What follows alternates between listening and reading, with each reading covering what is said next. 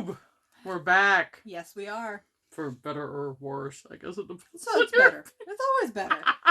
Oh, for them, they might just like, oh, shit, Yeah, they're back. That's up to you guys. Us being back is fun. Yeah. You all. So we thought we would just have a chat amongst friends, because it's been a while. It has been a while. And, to get the, little thing over with, my cancer had come back, had surgery, I'm on treatment that's working, so we're all good to go. Yes. So that's, first thing out of the way, no more worries, ta-da-da. Yeehaw. And it's the first full day of fall. Which means it's the spooky season. Yes, that makes me so happy. Now we have, lots of happies to talk about, and it makes life fun. And amok. Yes. You will see us running amok quite a bit. We like to run amok. You just haven't seen it yet. But no. So, we kind of just decided, we're not really going to have a theme to this channel so much. We're doing us.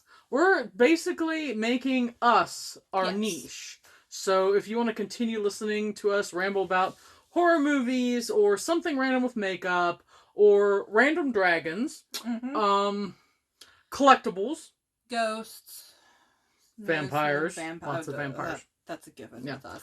You're just going to have to hear it. Yeah, well, we lament over... Yeah. We should do a video on rock stars we think would be the best vampires. We should. Because there are a few of them. Yes, that would be epic. That needs to happen. Yeah. Anyway, so yes, lots of rambling, lots of fun. Of course, October, Halloween. We always have our theme month. Yeah.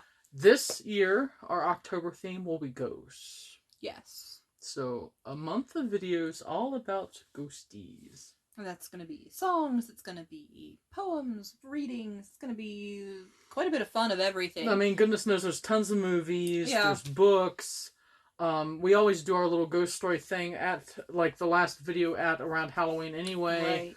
But we just wanted to do a whole month of, ghostly things, because it's a, creature we haven't covered yet.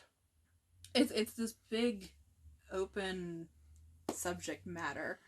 And then you can decide whether or not you believe in ghosts. With a lot of overlaps. To vampires and to demons. Yes. And all those little nasties.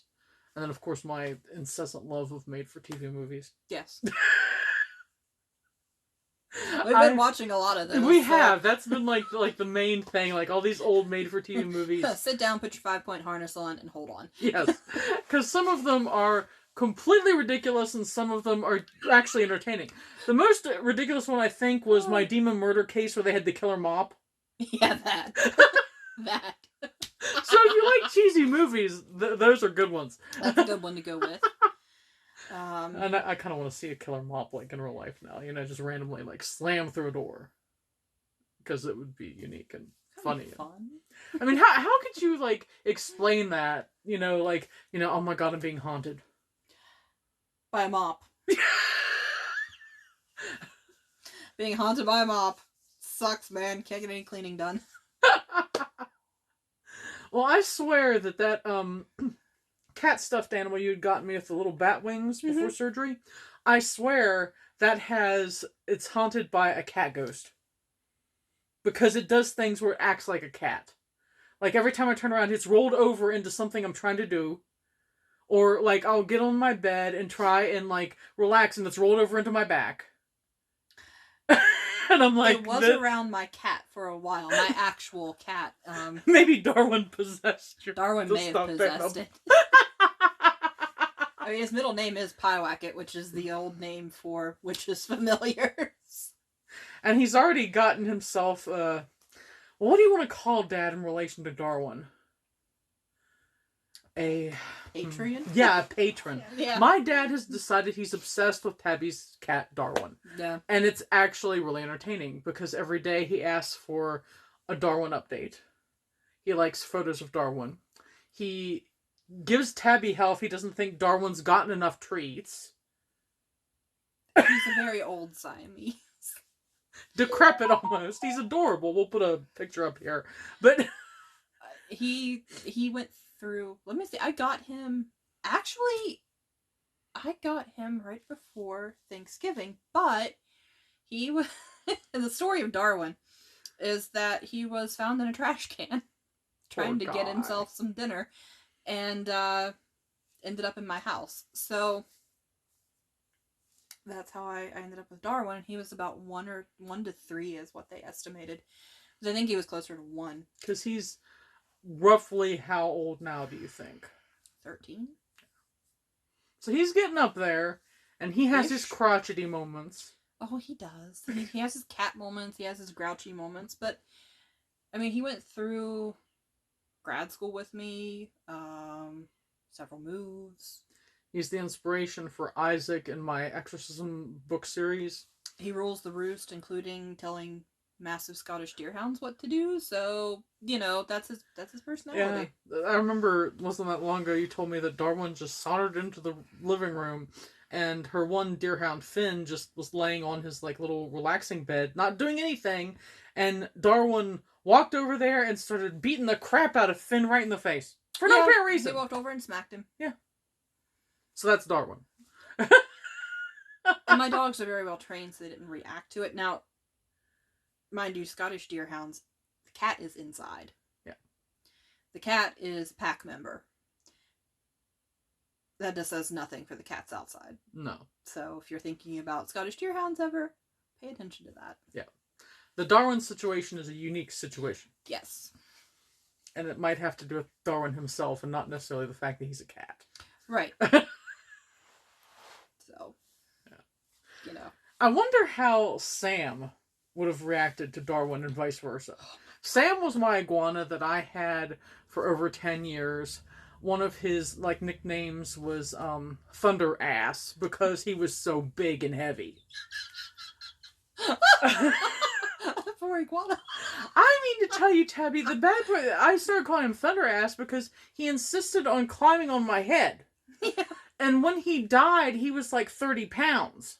So imagine this massive iguana with its head here, his ass on my neck, and then the rest of him tail strolling down my back.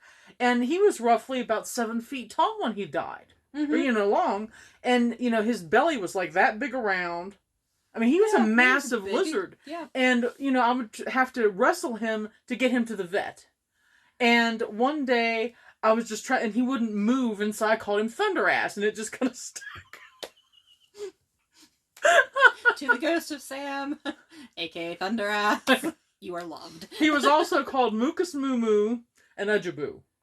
Don't ask me what either of those mean. They came out of my mouth randomly, looking at him, and so they also stuck. Darwin has well over 20 names. Yeah. It's easy to do when you're a pet lover to come up with random, He has nicknames. But we either would have had an understanding, first off. Or there would have been a hell of a standoff. Or it would have been us walking through no man's land and 2 trenches on either side of our living room. So, that's how that would have worked. Yes. With a growling cat and a bobbing iguana. Mm-hmm. Who would hiss? He would hiss. Oh, good. We'd have a hissing contest. Yes. Welcome to our house. Never mind the warfare. But Sam was fun in that whenever his eyesight wasn't great, so if you put his food on something white or a regular food dish, he couldn't see it very well. But I discovered if I put it on those little paper dessert plates, he could see it. So Sam had celebrated all the holidays. He had Halloween plates, Christmas plates, Thanksgiving plates, New Year's plates, whatever it was, he had it. And so, of course, for Halloween, I had to try and find him bat plates because, well, Well, I mean, it goes without saying. Yeah. So he was a goth iguana, whether he wanted to be or not. I miss having a pet. I don't have any pets right now, and I miss it. I can always bring you the cat. Dad would love that, and then he would be more of a brat than usual, because Dad would be spoiling him. I'd have to come over and get him, bring him for play dates. Yeah. Because you don't want Darwin completely spoiled any more than he already is. Because Tabby does spoil her animals, but it's not, I cook for him. I admit that. I'm one of those people. I cook for my animals. That's a cool thing, though. We used to do that for Bo. Bo was my dog that I had growing up. There is I don't know if I ever mentioned that here on the channel before, but there's a funny story about Bo growing up with him, because my parents got Bo March in 1976, and I was born in August 1976. So mom and dad jokingly called Bo my brother. Right. So I grew up with this idea in my head that Bo was my brother, because they just honestly constantly said that, and it didn't. I knew he was a dog, but in my head, that's my brother. It wasn't, right. A separation. I was an only child. So once I got to school, that's where things got a little entertaining, because I was in kindergarten, and the very first day of school, the teacher went around the room asking everybody if they had brothers or sisters, Right. what's going on. Well, she finally gets to me. And, she asked me, do you have any brothers or sisters, Danielle? And I'm like, yeah, I have a brother. And she's like, well, what's his name? I said, Bo. And she's like, okay, well, is he in school? I'm like, no, he's not in school. Well, will he be going to school? Because she was thinking maybe he was younger or whatever. Right. I'm like, no. She's like, well, he has to go to school. He's a boy. He has to go to school. I'm like, well, he can't go to school. And she's like, why? She's like, because he doesn't have any hands. Because, of course, Bo didn't have any hands. He had paws. It didn't occur to me to mention this. Different. So this teacher drops it like a hot potato, thinking, oh my gosh, we have a situation where there's a severely disabled child, all this other stuff. And so she collects all this information about things that, the county school system can do for disabled children and things, has this giant packet together. So when my dad comes to pick me up, she's like, your daughter was telling me about your son, and she hands me this packet, and my dad's looking at it, and he's like, well, this is really good that you have this, but I don't understand why you're giving it to me. She's like, well, your daughter told me about your son, that he doesn't have any hands. And Dad's like, she means the dog.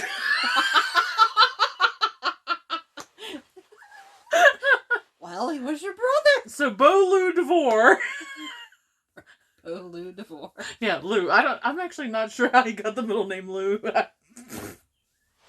But Bo Lou DeVore. My dogs end up with various and sundry middle names. Artemis is Artemis Jean when she doesn't want to be. When she doesn't want to listen. What's Finn? Well, Finn actually has a middle name because Finn is not his registered name. Oh. So his registered name is Valak. Ah, after the demon in The Conjuring. And the vampire. Actually, it was the vampire. When Finn was born, Conjuring didn't exist. So it was based on the vampire, so I had to pick a V name. Okay. Because when you have registered dogs, sometimes the breeders will do either a theme or they'll do like the ABCs depending on how many litters they have, and it was V. Okay. So Valak. So it is Finn Valak Barber. And he knows. He knows. When Valak comes out of my mouth, he's in trouble. Uh-oh. So what about Calder? Calder he does have a registered name too. Mm-hmm. It is Parade. Oh. Because he was born on Easter. Okay. And the theme for their litter was Easter. So okay. Calder being the only boy, they couldn't find an Eastery name. They couldn't, name him Tulip. So well, they could have. They named him after the Easter parade. Okay. So he has Calder Parade. Okay. Well, what about Phoebe? I know she's not registered or anything because she's a mix. But what is her, extra name? Phoebe Lou, actually. So we both had a Lou. Phoebe Lou. Also, Thiru. Because she is prone to bouncing and hopping over things. And digging. Phoebe's a pit bull mix. And she is absolutely sweet. If she's one of those dogs that will give you a bath. Mm-hmm. Totally. And every single time I've been around Phoebe, she'll listen to me, but not to Tabby while I'm there, which is really funny. And she gives me so many kisses I can't stand it. Now, Phoebe, she's actually very well trained. I've had her, she'll be 11, 12, somewhere in there. She came to us out of a really bad situation. I was actually doing raptor bird rehabilitation with a local veterinary office, just volunteering, working with these birds. And we were examining an owl one day, and one of the vet's wives looked at me and said, "Hey, you're looking for a dog, right?" I'm like, Katie, I don't know. I'm like, yeah, kind of, kind of not. And she pointed behind me to the kennel area. She's like, how about that dog? And I'm like, and here's Phoebe. She had a cast all the way up her back leg. And come to find out, her original owner had tossed her out, and we pretty much assumed that it's an abuse situation. Yeah. So she was emaciated. She was really thin. She had been shot, so her back leg was shattered. Her front paw was broken. She looked pathetic. Oh. So I go home and I looked at my then fiance. I'm like, so there's this dog. Let's go. And I said, let's go meet her. And her name was Gage at that point. I thought, well, that was terrible. That's an odd name for a female dog. I'm like, considering she was shot by a 12 gauge. Well, in my head, Gage goes to the demonic child. Exactly. So, she's not demonic at all. She's sweet. We sit down and they have this room, because they do a Save Our Lives thing. Yeah. Where they adopt out dogs and cats and animals to approved homes. So my fiance and I are sitting there. He became my husband, and you hear it. It's a thump, thump, thump, thump, thump, thump. Here comes Phoebe, and she thumps into the room, tail wagging, sits down, throws her leg out, doesn't even, just straight out. Just cast hits. I'm just like, ugh. She doesn't care. Well, Ryan was had at that point. So Phoebe came home. She is actually one of my best trained dogs when she wants to listen. Yeah. She has a little bit of pit bull. Yes. Stubborn. Okay, that's a lot of the pit bull stubborn. Yeah. She should have been a Taurus. But seriously, I can literally hold my hands up in signs and signals to her, and she'll do her commands without me saying a word. She is very smart. But here's the fun thing. Speaking of ghosts. So I came through one morning with Phoebe, and, I trained her early on. Mm-hmm. We really, she knows her commands, everything. Mm-hmm. I walked into my living room one morning because I heard her doing something. Mm-hmm. And I'm just like, what is she up to? Well, I walk through, and here's Phoebe sitting, standing, laying down, and repeating the patterns that she knows while staring at the wall. So Ghost was putting her through her. And I just looked over, I looked at the wall, looked at the dog, and I looked back at the wall and said, carry on. Yeah. So. Spirit wants to be helpful? By all means. By all means. Train my dog. Go for it. But she's getting old now. She's got the gray muzzle. She's got more of the pit bull look. Has don't they call it a brindle coat? Yep, she's got the brown brindly. She's really a pretty dog. We'll put a picture of her up in the thing too. She's a gorgeous dog, but she is ornery. Mm-hmm. She gets out because I have a completely fenced yard because I have deer hounds. And she somehow manages to get out. She is a Houdini dog. She's an artiste at getting out. And Tabby will go through every section of the fence trying to figure out how in the heck she's gotten out and find nothing. But I watched her the last time. Oh. And I figure out all of her stress, her points. Aha. So I go in and repair them. But Phoebe doesn't run all over the neighborhood. No. Phoebe goes to Grandma's house because Grandma has all the food. Uh-huh. And Phoebe's very food driven, so that's where my dog goes. So she escapes to go get a snack. She runs across the cattle field to Grandma's house, and that's it. I'm convinced that's funny. Probably where poor Cindy would wake up one morning if my dogs got out, and she would be facing 3 deer hounds, 1 pit bull, and probably a beleaguered cat because he'd get dragged along too. Probably. You're like, what is this? I've actually had phone calls from Cindy. Hey, Phoebe's out here. Yeah, cool. I was looking for her. Oh my goodness. Our dog, we couldn't, where we lived in the city at the time, we just had, there's a giant oak tree in the backyard. And so we had a chain and stuff for Bo for when he'd need to go outside and stuff. And then he was a house dog, but he would go outside, to use the restroom and everything. Or, if it was a really pretty day, we'd let him go outside for a while just to enjoy the weather and whatnot. But he was an inside dog, loved air conditioning and all that. But at any rate, we had to have double chains on the tree because Bo would break chains.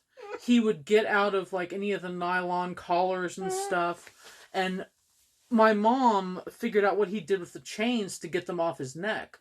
In the wintertime, he would lay down, and in West Virginia it gets very cold. Mm-hmm. He would lay down in the snow and let the ice form on that chain and freeze.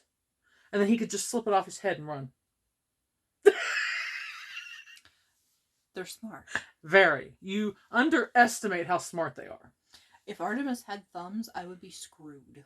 Oh my gosh. She's my female deerhound, and if she had thumbs, there would be no door in her way. Mm-mm-mm.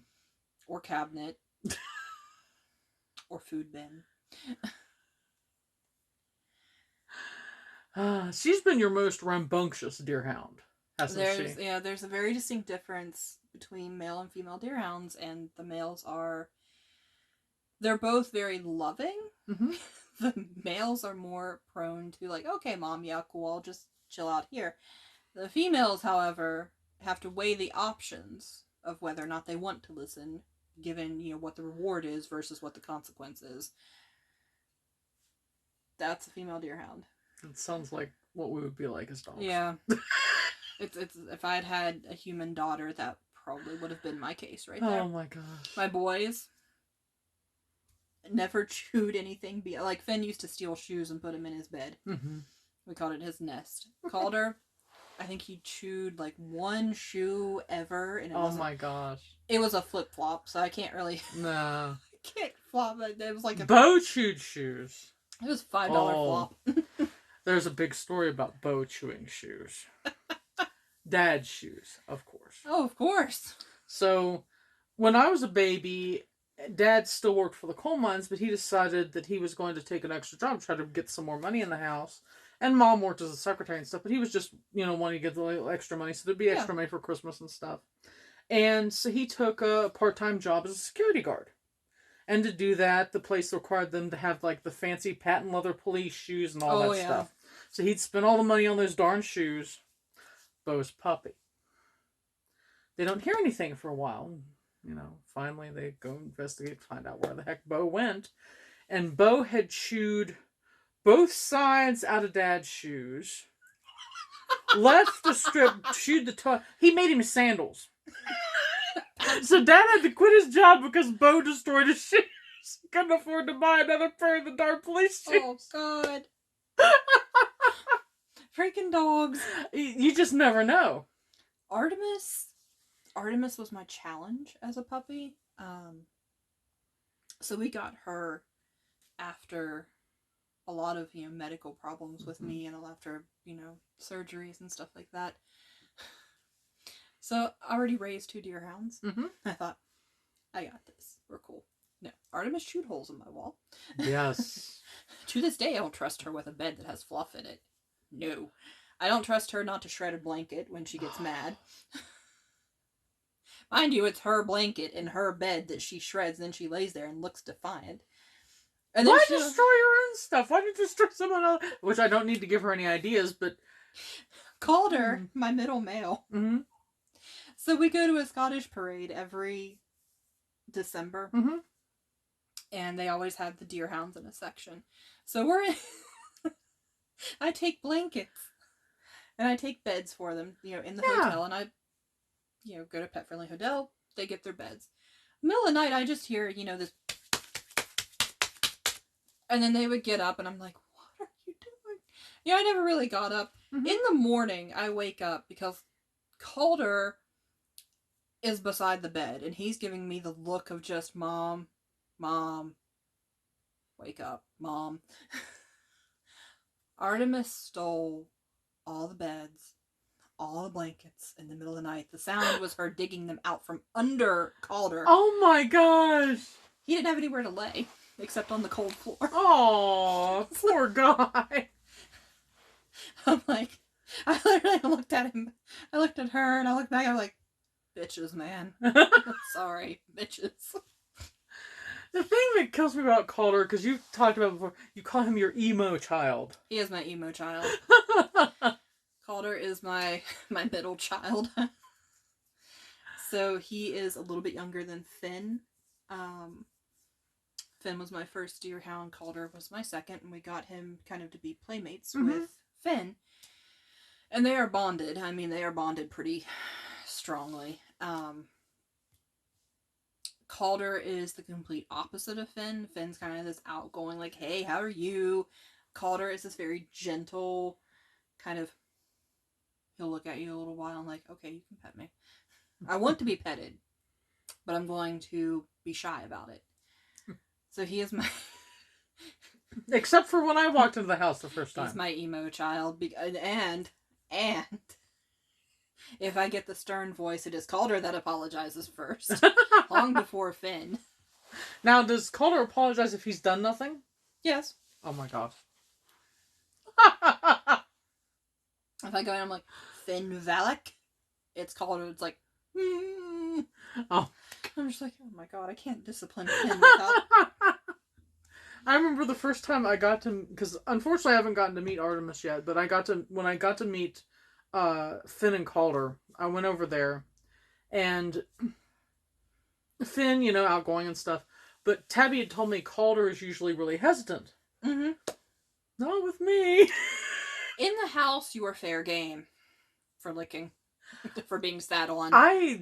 My glasses got a bath. Mm-hmm. I got a bath. My purse got a bath. Everything got a bath. Calder, I mean, he's my emo child, Yeah. but he is my only deerhound that has Lyme disease. Even though he was vaccinated, even though we use all the preventatives, he still ended up positive for Lyme. That sucks. So, breakthroughs. Yeah. And Darwin deigns to let you touch him. Yeah, that. Sometimes he will come over and you get to pet him. Sometimes he does not. It's up to him. He's a cat. Yeah. I used to have pet rats. Yes. She had some of the cutest rats ever. And I just, after losing so many of them, I love rats. I do. And maybe one day I'll get one, but... The newest animal Tabby and I have both been after... We want a gecko. Yes. There's this one type of leopard gecko that has this little smile on their face. Mm-hmm. And it's so adorable. And we're just every time one comes up, I'm like, one. I thought about, geckos. I thought about a ball python, They're things. Yes. They're things. Yes, there's going to be things. I mean, if it was up to Tabby, our jobs would be taking care of a crap ton of different types of animals. I would probably have an animal rehabilitation center. Yeah. And, we'd have a bat section because bats. Yeah. We would have to take care of sky puppies. It would just go without saying. Yeah. Yeah. So, welcome to the random ramblings of Tabby and Dani. Yeah. This is what it's like to hang out with us on a daily basis. We both have a certain amount of ADHD, so we jump from one subject to the next and intersect, and then we'll jump back to that said subject after we've long been talking about another subject. Yeah. That's what it's like. So I hope you had fun, and we'll be doing our spooky stuff starting next Friday. Yes. So stay tuned, hang out with us. Until next time. Bye. Bye.